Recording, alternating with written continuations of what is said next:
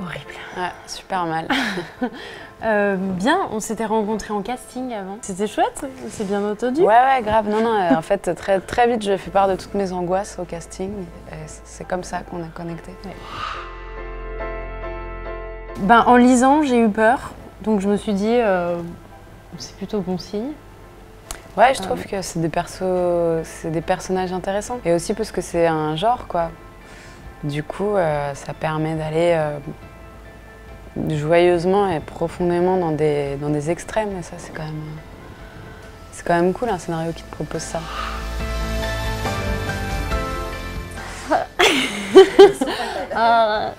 Beaucoup de choses. Moi, j'ai pas mal de trucs. C'est dur de répondre à ça. Moi, j'ai peut-être ce côté un peu contradictoire d'aller à la fois. On a l'impression qu'elle est très peureuse et qu'elle va pas y aller. Et en même temps, elle peut aussi dire merde à tout le monde et faire ce qu'elle veut. Et elle a un peu cette ambivalence-là, peut-être que je retrouve chez moi. Je sais pas comment le dire.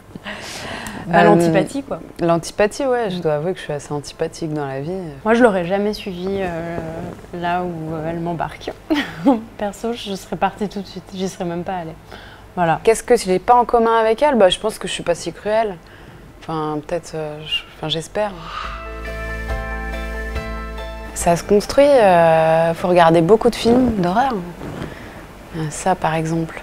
On a regardé ensemble quelques films avec Samuel, le réalisateur, pour avoir un peu les mêmes références parfois. Moi, j'en ai regardé moins qu'eux, j'avoue. La musique aussi était importante. Il nous a fait une playlist à chacun. Ouais, on avait chacune notre petite playlist. Donc par exemple, je me souviens, il y a une scène qu'on a toutes les deux, on se partageait nos petits écouteurs comme ça. Il y a des codes en fait. Et je sais que moi personnellement, parce que je voudrais pas faire une généralité, quand je vais voir un film d'horreur, je sais que je vais me faire piéger par des choses que je connais déjà. La fameuse scène du téléphone, les portes. Donc en fait, ça joue avec des choses, je sais que ça va arriver, et en même temps, vu que je le sais, du coup, je me mets à contrôler, et en fait, je me fais quand même piéger. C'est tout ça un peu qui se construit. J'y crois pas, mais j'ai quand même peur, au cas où. On sait jamais. Peut-être que... Ouais, moi je peux croire à l'invisible. J'aime bien me dire qu'il y a des choses qu'on maîtrise pas tant que ça. Mais pas forcément des grandes forces maléfiques. Mais j'aime le hasard, par exemple, c'est un truc que j'ai du mal à expliquer. Enfin, je trouve que c'est assez fascinant. Ouais, les coïncidences, tu penses à quelqu'un, paf, il t'écrit. Tu penses à ton ex, paf, il t'écrit. Moi, pas sur le plateau, mais c'est vrai que dès qu'on se retrouve un peu seul, que je rentre chez moi le soir et tout, je suis plus aussi à l'aise, un peu angoissée, et puis pas mal de cauchemars aussi. Ouais, c'est vrai que ça travaille. Moi, je faisais plein de rêves hyper, pas forcément toujours cauchemardesques, mais toujours un peu problématiques. Avec un petit, un peu étrange, avec un petit sentiment d'impuissance, de me dire merde, j'y arrive pas. Puis à un moment, je me suis dit, ah ouais, c'est marrant, c'est quand même un peu. Ne pas y arriver, c'est quand même un peu la problématique d'Emma, quoi.